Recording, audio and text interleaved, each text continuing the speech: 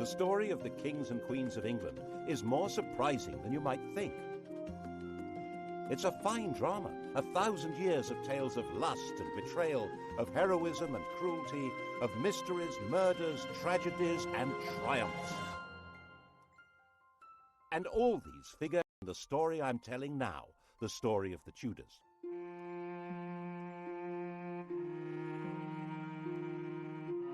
Above all, though, the story of this great dynasty of rulers is a tale of passionate love affairs and what happens when love and high politics collide.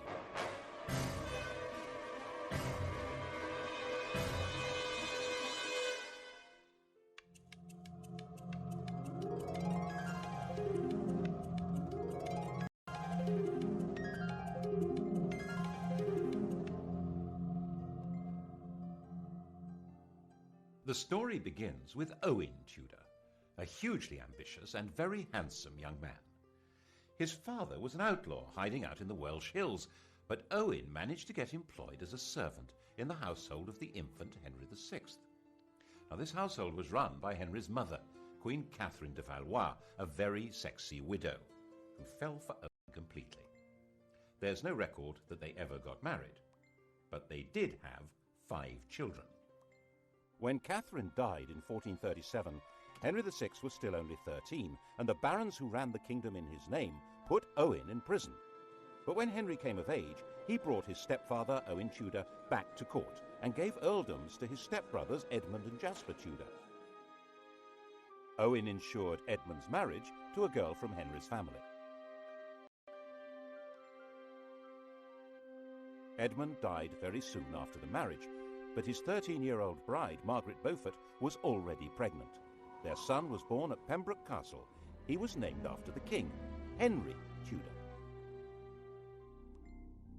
And Owen had a grandson with a blood connection to the House of Lancaster, the family of the king. They weren't actually the legitimate line. Henry of Lancaster, Henry Bolingbroke, had deposed his cousin Richard II in 1399 to become Henry IV. The thrones of his son and grandson, Henry V and VI, rested on that shaky foundation, which crumbled in the Wars of the Roses when the true heirs to the throne, the House of York, began to battle for their inheritance. Owen Tudor stood squarely with the Henrys, the Lancastrians. That, after all, was where he had invested all aid for them. Beheaded by Yorkists in Hereford Marketplace, he was the last Tudor to lose his head. But as we all know, the Tudors would take up this approach to problem solving themselves, you might say, with a vengeance.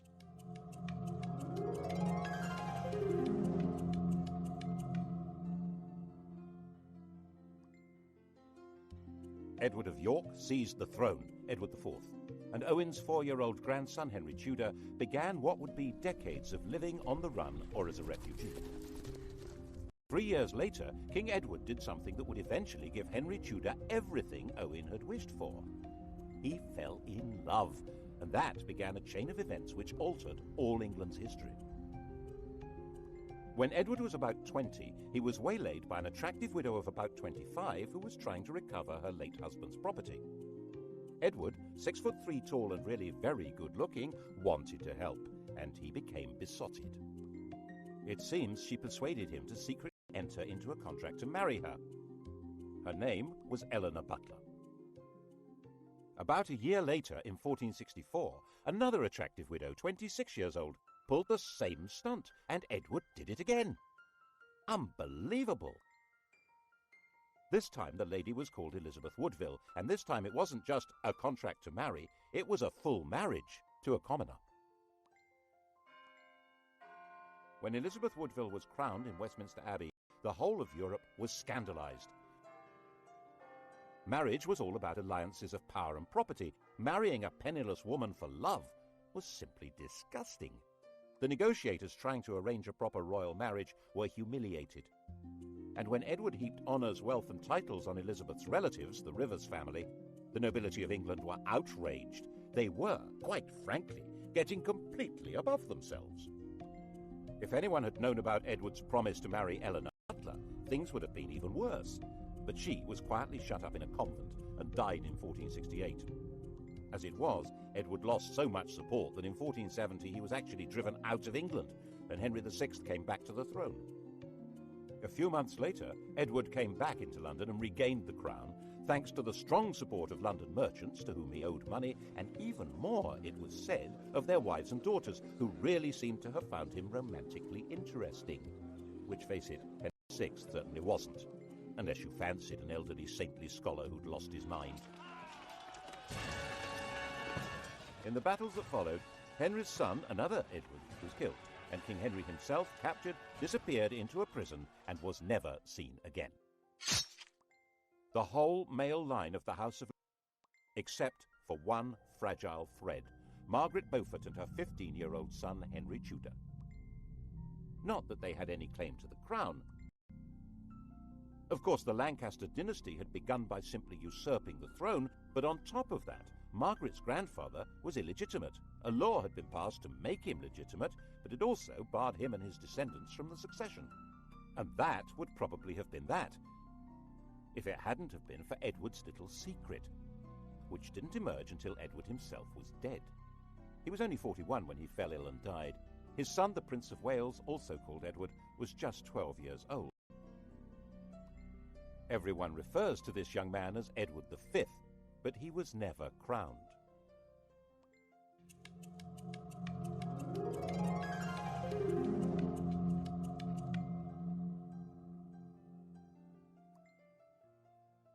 The dead king's will was clear. Prince Edward would be his successor, of course, but he would be in the care of a guardian and protector of the kingdom. That person was Edward IV's brother, Richard, Duke of Gloucester. We all know him as the most evil king in English history, the warped and twisted Richard III. Richard had been, in effect, King Edward's vice-regent in the north, based in the city of York, and no one at that time said anything bad about him at all. But the Queen thought there was someone even better to run her son's kingdom. Her. King Edward IV had died at Westminster. Elizabeth immediately sent her brother and other members of her household rushing up to Ludlow, where Prince Edward was staying. The idea was to hustle him to London and install him before Richard even knew what was going on. Then she and her family, the Rivers, would have control of everything. Richard, of course, did find out what was going on and said he would meet up with the party as they brought the prince through Northampton. Okay? Okay. Except that when he got to Northampton, he found that the Rivers didn't have the prince with them. Alarmed, Richard took them prisoner and found their baggage stuffed with arms and armour. There was plainly an attempt being made at a coup. Richard nipped it in the bud. He found they'd secreted the prince in Stony Stratford, Elizabeth's family home. This was before blue plaques had been invented. Richard escorted the prince to London and installed him in the Tower of London while he set about organising the coronation. And then came the bombshell. The dead king's contract to marry Eleanor Butler had been made in front of a priest, who now decided it was time to speak. Oops! If Edward really had been betrothed to Eleanor, his marriage to Elizabeth Woodville was bigamy, and was this true? This man, Robert Stillington, was no ordinary priest. Edward had promoted him and trusted him, making him a bishop and keeper of the Privy Seal and then Chancellor of England.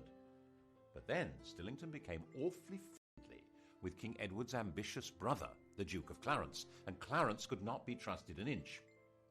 If Edward's children were illegitimate, Clarence would be next in line to the throne. Edward quickly had his brother sentenced to death and executed in private with no chance to make a public statement. Instead, the world was told Clarence had drowned in a butt of Malmsey, a barrel of sweet wine. Such a sad accident. Stillington spent a year locked in the Tower. After his release, perhaps nervous of the power of strong drink, he kept his mouth shut until Edward was dead. But now he spoke, and Parliament believed him. With Edward's children illegitimate and Clarence's disinherited when he was executed, Richard was left as the proper successor. He reluctantly accepted. Well, he accepted.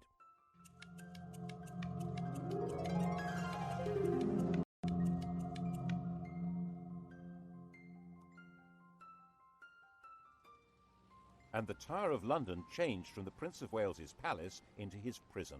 He shared it with his brother. Neither was ever seen again. Did Richard have them killed? No one knows, but later the evidence was going to be shaped as far as possible to make him guilty.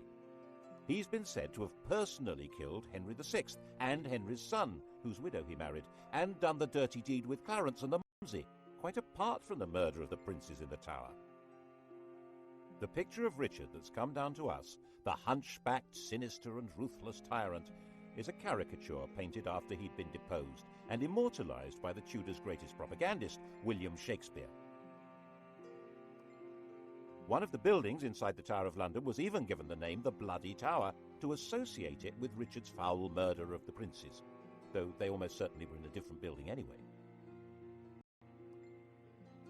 He'd certainly been a popular figure in the north of England, where his brother had charged him with healing the divisions of the Wars of the Roses, but it only took 4 months for a rebellion to emerge against him.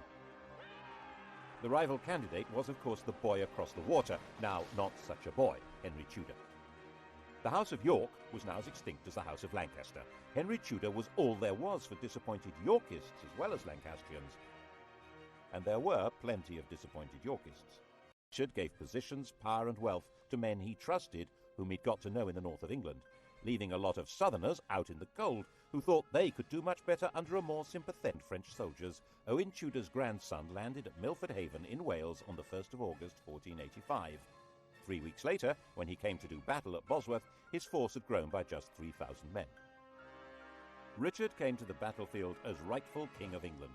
Before the battle began, he held a coronation ceremony, restating his right of true succession to the crown, a right which Henry Tudor did not possess at all. Actually, given the fact that his family was specifically barred from the succession, he had pretty much less claim than anyone else there. But that's not how things were working out. Richard III was the last English king to die on a battlefield. The crown of England was found lying under a bush at the end of the Battle of Bosworth and placed on Henry Tudor's head. And Henry understood how you rule England. Not by winning over great nobles, they'd pretty well all been wiped out, but by winning over public opinion. The pen is mightier than the sword, especially when it tells the story of what happened.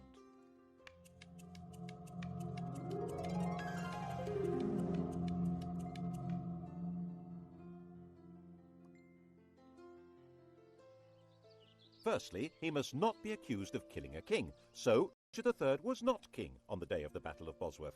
Henry Tudor dated his reign from the day before the battle. It was Richard who'd been fighting against a king, not Henry. Henry was king. It was Richard who was the traitor. Got that? Secondly, he must deal with the question of his legitimacy as a ruler, so he married Edward IV's daughter. She was the legitimate line of descent from William the Conqueror, a true Plantagenet. Their son, when they had one, would be the legitimate heir by every possible standard. Well, so long as Edward IV's daughter was legitimate, so that had to be dealt with. All documents relating to the business of Edward's marriage to Elizabeth Woodville being invalid were destroyed. All documents relating to the illegitimacy of their children were destroyed, including the Act of Parliament that had spelt out why Richard should be king. These orders were carried out so efficiently that only one copy of the Act has ever been found.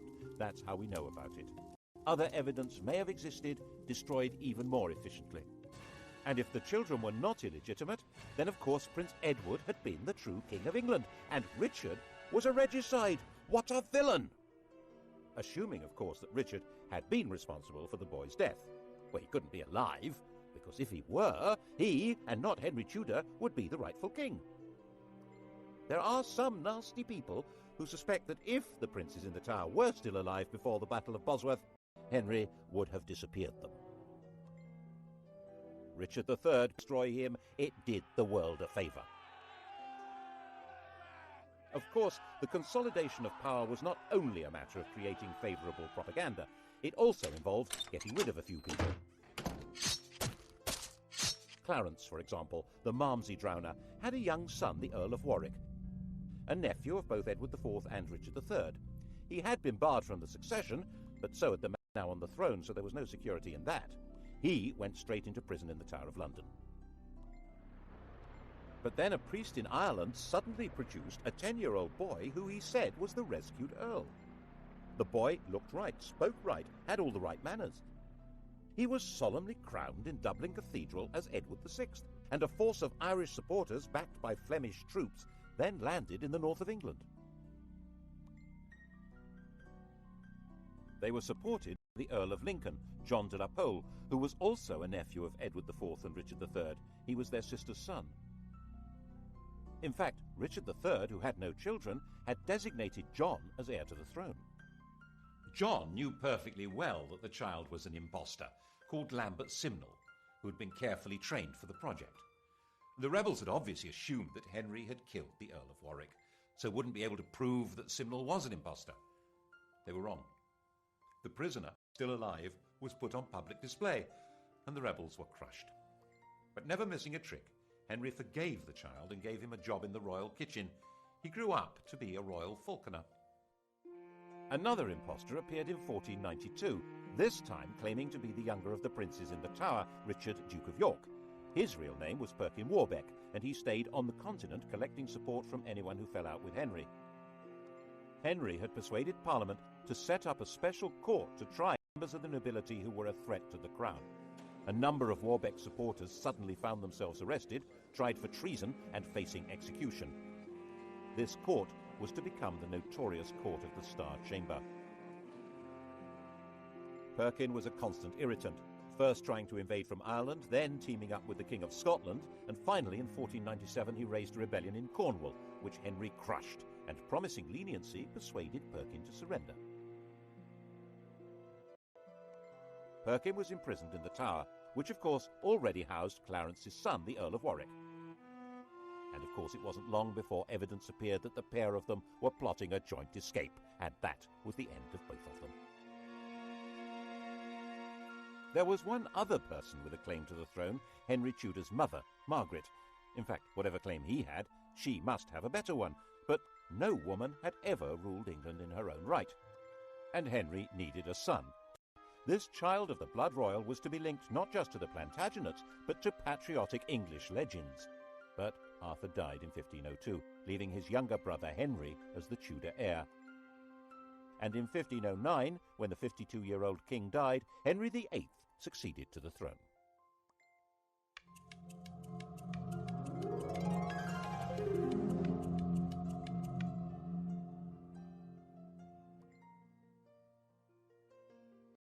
He was the perfect king, a king out of the storybooks. He was 17 years old, extremely well educated, extremely good looking, with polished manners and the style and physique of an athlete. He also had an unchallengeable claim to the crown, and to secure the succession, Henry VIII married the woman to whom he'd been betrothed for 7 years, Catherine of Aragon, his dead brother's widow. The Spanish worried that this was against church rules, and so the Pope granted a dispensation.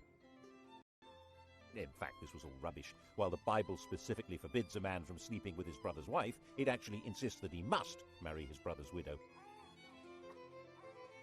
Anyhow, 2 years later, Catherine gave birth to a son, but the infant soon died. So did the next. In fact, the marriage only produced one child that lived, a girl called Mary. Henry was effectively all-powerful. There were no great barons anymore in England, and his father had left a well-stocked treasury. Parliament consisted to a large extent of men who depended one way or another on royal favour, and the countryside was controlled by justices of the peace who served the government. You can see the change in the very nature of power from the home of Henry's Chancellor. 50 years earlier, Edward IV's Chancellor had been a Neville, the son of the Earl of Salisbury. In those days, an Englishman's home had been his castle. Middleton Castle, actually. It was his father's home, and that great lord had also been Chancellor. Independently powerful men, based in a mighty fortified palace. But under the Tudors, the great power of the Nevilles had been broken. Middleton Castle was in the hands of the king. When Henry VIII's Chancellor Wolsey built himself a home, it certainly wasn't a castle. It was this magnificent palace, Hampton Court. Glass windows instead of arrow slits and chimneys instead of crenellations. No one needed a fortified house under the protection of a great king, and it was all at Henry's pleasure. If Wolsey didn't deliver what the king wanted, he was entirely dispensable. And that, of course, is what happened.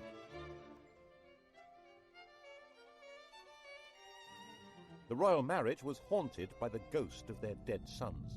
By the end of the 1520s, Catherine was in her late 40s, had stopped getting pregnant, and there was still no male heir, just a daughter. And England had never been ruled by a... Then he would be free to take a younger bride and make a baby boy. The bride in question, Boleyn, was already well installed in Henry's life. Henry, who'd already enjoyed her sister as his mistress, had wooed Anne with enthusiasm. He married her in 1533. Her coronation didn't seem to impress Londoners. Their entwined initials on the banners produced shouts of, "Ha ha!"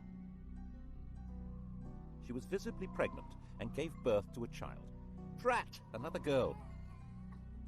She was named Elizabeth, and little Mary was declared illegitimate. The legality of this marriage must be sorted out before her next baby. That was Wolsey's job. He had to persuade the Pope that his predecessor should never have allowed the marriage to Catherine. Henry fancied himself as a theologian. He'd written an attack on Luther, which became a bestseller, and the Pope had declared him a defender of the faith. A proud boast which he stuck on the coinage and has remained there ever since. Every English monarch is fid deaf.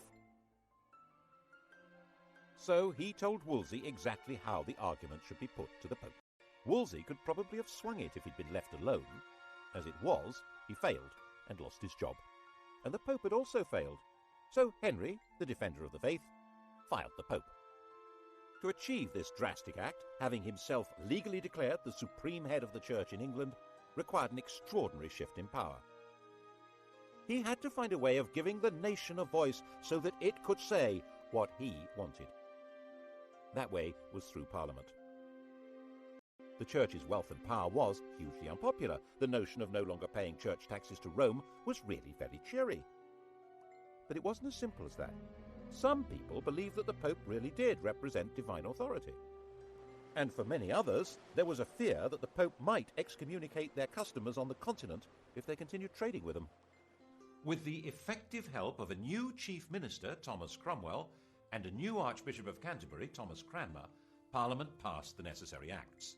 By the end of 1534, the King of England had become legally the total, overall, supreme ruler of the whole shebang.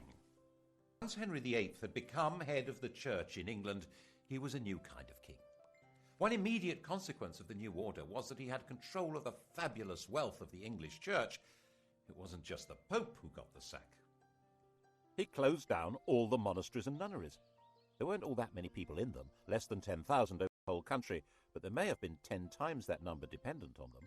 And in areas such as Lincolnshire and Northumberland, there was armed rebellion. One of the rebel leaders was John Neville from that great old family of barons, but the Nevilles were no threat to the modern crown. The rebellions were crushed. And monastic lands were to turn themselves into grateful country gentry who would loyally support the crown. The old struggle for power between the papacy and the monarchy had now been decisively settled. Becket, the 12th century archbishop whose defence of church power had led to his martyrdom, had been the most popular saint in England. Henry ordered Becket to be declared no saint, to be tried and convicted of treason, and for his bones to be burned and the dust scattered in the air. Who's in charge now, eh? What's more, in 1536 Catherine of Aragon died, meaning that the problem of the ex-queen had gone away. He and Anne Boleyn dressed in bright yellow to celebrate. 4 months later, he was told that Anne had committed adultery. Henry was surrounded by courtiers jockeying for influence, forming alliances, factions, to do down those who might damage them. And Anne became a victim of an organised campaign by those who felt endangered by her faction. Whether it was true or not, no one knows, because Henry's fury was so total that her trial and those of her supposed lovers was a travesty. She might indeed get pregnant with a boy, but then its parentage would be in doubt, and she might not. She'd miscarried at least twice since Elizabeth's birth. Without a legitimate son, it had all been for nothing. Anne was imprisoned in the royal lodgings in the Tower of London. Henry had extended them before their coronation, and now she was occupying them for the first time. Not as his wife, but as his prisoner. After 18 days, she was beheaded, and Henry married Jane Seymour.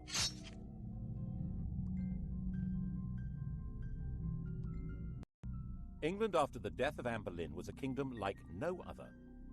Henry ruled in England as head of the church as well as king, like some pagan priest-king. He was the judge of heresy as well as crime. He held the keys to heaven as well as to earthly promotion. That chap in the Vatican was now just referred to as the Bishop of Rome. To even think the wrong thoughts in this kingdom could be treason. That was how the new Chancellor, Thomas More, found himself imprisoned in the bell tower of the Tower of London. Not for what he did or even what he said, but for thinking that the king should not be head of the church. He was publicly executed on Tower Hill. Henry was terrifying, magnificent, generous, dangerous, and in most people's eyes, the best king England had seen in a very long time. And Jane had a son, Edward. Sadly, she died in childbirth, but the throne was safe. His only problem was abroad, and by 1539 it did begin to look as though the Bishop of Rome might be lining up some muscle against him. But there were now well-established and powerful Protestant princes in Germany, and on the fine old principle that my enemy's cleaves for a wife. The defender of the faith, intellectual scourge of the Lutherans, had married one. Actually, neither of them was much interested in theology, or in each other. Henry, now fat, with an ulcerating leg and a vicious temper, his 23-year-old wife was plain, smelly, and lacking in all the graces. He called her a Flanders mare, and they both quickly agreed the marriage was a terrible mistake. Fortunately, it was soon discovered that she had a pre-contract of marriage with someone else, and so there never had been a valid marriage to Henry. The only casualty was Thomas Cromwell, who'd set the whole thing up, and who now went to the block. Well, him and one of Anne's ladies-in-waiting, Catherine Howard. Her destruction began when More's ended. She was a kind of well-connected Monica Lewinsky figure, a teenager with sex on her mind who wanted to seduce the most powerful man around. And he fell for her and married her. And when she carried on being sexy and had sex with other men, he flew into another tempestuous rage and had her beheaded. Her lovers' heads were mounted on London Bridge. Henry decided to marry John Neville's widow, Catherine Parr. She was extremely nervous, but had no choice. She worked hard at trying to keep Henry's temper in check, moderating his ferocity towards people he thought were traitors or heretics, and persuading him to acknowledge Mary and Elizabeth as his legitimate children. His death, 4 years later in 1547, was obviously a huge relief.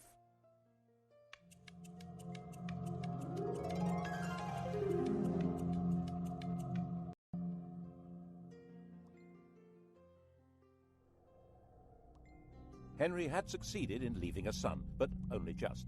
Jane's son, Edward VI, 9 years old, was a sickly child. He was educated as a Renaissance prince, a humanist, and as a Protestant, far more so than his father. He was only a child, and government was in the hands of a council, but in a world of royal tyranny, So John had been talking things over with His Royal Little Highness, and they cooked up this bizarre proposal to hand the throne to John Dudley's daughter-in-law, the 15-year-old Jane Grey. She was Edward's first cousin once removed, not exactly next in line for the throne, but Protestant. The hereditary principle was a bit medieval, don't you think? Give that girl a crown. Jane knew absolutely nothing about what was being planned for her, and when she found out that she was to be queen, she fainted in shock. England had been swindled, and knew it.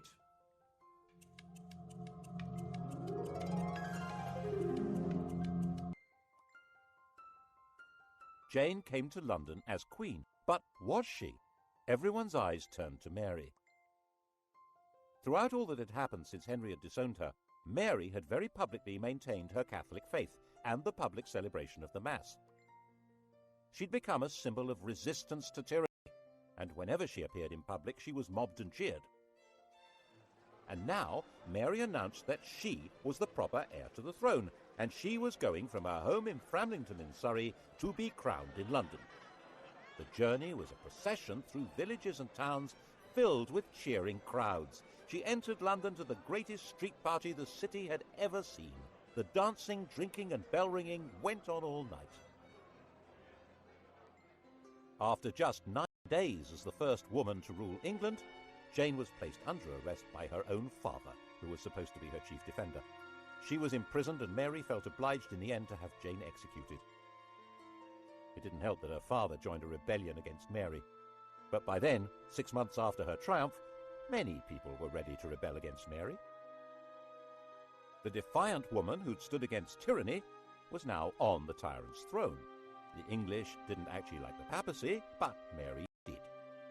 The English didn't like Spain, but Mary did. She married its king, Philip II. And the English didn't like being forced to subscribe to religious beliefs on pain of death. Mary had 277 people burned alive because of their religious opinions. Bloody Mary. Unable to have children, a bitter invalid, England's second queen died in 1558, 42 years old, the most detested ruler in all England's history. There were celebrations almost as fervent as had greeted her arrival 5 years before.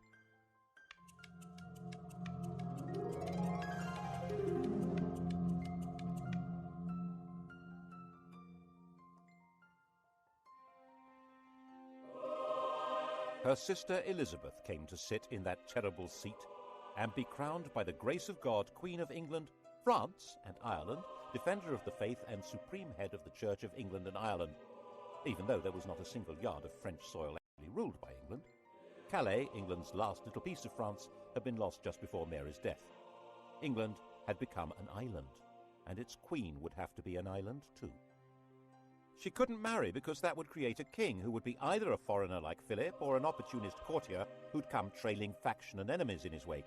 She would be both queen and king, the virgin queen ruling from a tyrant's throne over a people whose support was essential. Monarchy in England was a paradox, and Elizabeth's solution to the paradox was wholly bizarre. Male successors. That had not materialized, and now Elizabeth would choose to have no child at all. How would the crown survive? Elizabeth succeeded to the throne when she was 25 years old. By that age, women were generally married with children, but Elizabeth had never had any intention of doing that. Her father had killed her mother. His behavior towards his other wives had been equally dreadful. At 14, Elizabeth had announced that she would never marry. In fact, her survival through Mary's reign had depended on her being free of any association with anyone else. The slightest hint of her involvement with other people could have made her seem to be connected with plots against Mary and would have led to her execution. She stayed mute, giving no sign of a religious, political, or emotional attachment that might destroy her. By the time she came to the throne, the persecutions of her predecessors had left it a stark and lonely place. 9 bishoprics were vacant. There was only 1 duke left alive, and the treasury was empty. She had no close relatives left alive. The heir to the throne was her aunt's granddaughter, Mary, Queen of Scots, a Roman Catholic. No one knew whether Elizabeth was a Roman Catholic or a Protestant. The first test came over the oath of allegiance. Elizabeth insisted that, like her father, people must acknowledge her as head of the church. The bishops, Roman Catholics appointed by Mary, said that in that case none of them would allow her a coronation. Well, all except for the Bishop of Carlisle. He did the honours, and the popular acclamation for the new queen was terrific, and she shouted back, "God a mercy, good people." Elizabeth interpreted her religious role in a new way. She declared that she didn't mind whether her subjects were Catholic or Protestant, so long as they were loyal. She'd survived by being very careful about what she said and did, and that was how she coped with sovereignty. She dared not marry or be touched by scandal, but her every move was watched like any modern royal, maybe more so. To the extent that her laundresses were bribed by ambassadors who wanted to know whether her periods had stopped in case she was pregnant. She made herself look splendid, held magnificent pageants, and eventually seemed to be holding the kingdom together without the rebellions, persecutions, and massacres that had become regular features of English life. She managed this in partnership with an immensely loyal and capable minister, William Cecil, and constantly teasing the world with a showy flirtation with the Earl of Leicester, Robert Dudley. But the love affair she really encouraged was to have the nation adore her. In poetry, paintings, and theatre, she was Gloriana, the magical beauty to whom loyalty and love The main threat facing her was the possibility of a Catholic plot to replace her with one of the grandchildren of Henry VIII's sister Margaret, either Mary Stuart, Queen of Scots, or Henry Stuart, the Earl of Darnley. Both of them had a valid claim, as not only was Elizabeth excommunicated, she was arguably illegitimate. They were carefully encouraged to maneuver themselves into helplessness. Mary was the more dangerous. She'd been Queen of France until her husband's death, and a ruler of Scotland who had French backing would be a danger to England even without the religious issue. But Mary's education had been unlike Elizabeth's. She'd not lived in fear of her life, but in the indulgent French court. This was not a good preparation for life in Britain, a land of conspiracies and killings. Darnley was a weak man in a weak position, a good-looking, unstable lout. What happened next looks like a cunning plan. Elizabeth pretty much obliged the 19-year-old Darnley to visit the 22-year-old widow Mary, having ordered him not to marry her. The result was totally predictable. And Darnley was a total liability to Mary. Dim-witted and resentful of his lack of power, he was also furiously jealous. And when he thought her advisor Rizzio was having an affair with Mary, he joined a plot that had Rizzio murdered in front of her. She now viewed Darnley, the patsy in all this, with hatred and contempt, and was herself complicit in the plot that murdered him with an explosion. She ended up fleeing her own kingdom and throwing herself on Elizabeth's mercy, ultimately a bad place to be. Elizabeth was half the time sure that Mary should be executed to deprive Catholic plotters of a candidate for the throne, and half the time sure that she should do no such thing. Ruling queens were rarer than hen's teeth. For one to kill another really wasn't good. She signed the death warrant, but in a state of real distress. Mary and Darnley had a son, James, and he was now the virtually incontrovertible heir to Elizabeth's throne. She wrote to him confirming that and apologizing for what she'd done to his mother. The very idea that it was legitimate to kill a crowned sovereign was extremely dangerous. Elizabeth was deeply concerned with the rights and powers, the prerogatives of the sovereign. She was very wary of Parliament, which in her view treated every request for taxes as a blackmail opportunity to give itself powers of government. So she tried very hard not to ask for taxes, and her government was parsimonious, mean as possible and then some. She was determined to protect royal authority. She refused to allow Parliament to refer to England as a state. She said it sounded too much like something to do with the States General, the parliamentary body that ruled the Dutch Republic. Was in Elizabeth's eyes an unfortunate novelty. It was her ally in her struggle to keep England out of Spain's clutches, but she was nervous that its political ideas might be catching. England was a kingdom. It happened to be ruled by a queen, but as she famously said, one who had the heart and stomach of a king. Of course, Elizabeth's greatest moment was when she managed to see off the Spanish Armada, when Philip II, by far the most powerful ruler in the world, assembled a vast fleet to collect an invasion army from the Low Countries and bring England back into the Roman Catholic Church. The English fleet, genuinely patriotic, genuinely daring, skillfully harried the Armada to prevent it finding a safe anchorage where it could make contact with the landing force.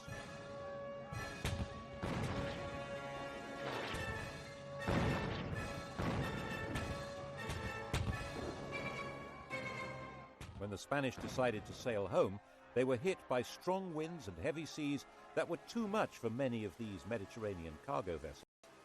So far as the English and the Dutch were concerned, God had blown them away. Philip himself saw it as a baffling defeat that meant God was not on his side. But Elizabeth was still not prepared to ask Parliament for the money to pay her victorious sailors' wages. They were not due to be paid until they came ashore, so their queen left them rotting at anchor. And when messengers came to court to plead for the starving men who'd saved England, they arrived in the middle of extravagant celebrations of the victory and were turned away. Elizabeth died, the grandest of all England's rulers, in 1603. Her successor was Mary's son, James Stuart, already ruler of Scotland. He had inherited glory, but with it an empty treasury and an isolated kingdom. In the next programme, we'll see what the Stuarts did with this poisoned chalice.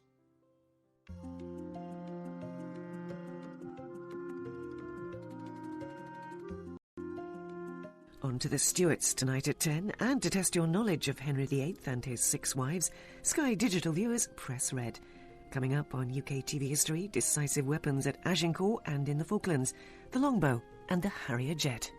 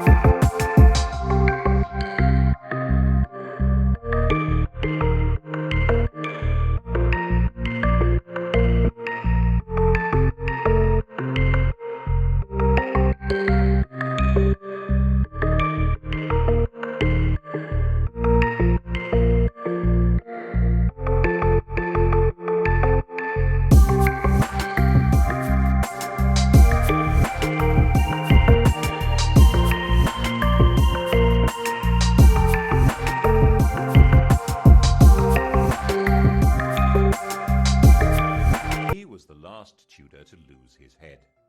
But as we all know, the Tudors would take up this approach to problem solving themselves, you might say, with a vengeance.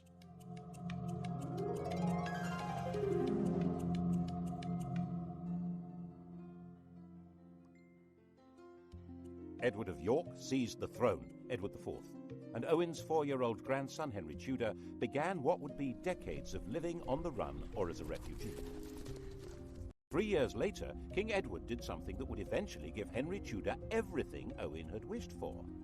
He fell in love, and that began a chain of events which altered all England's history. When Edward was about 20, he was waylaid by an attractive widow of about 25 who was trying to recover her late husband's property. Edward, 6'3" tall and really very good-looking, wanted to help, and he became besotted. It seems she persuaded him to secretly enter into a contract to marry her. Her name was Eleanor Butler.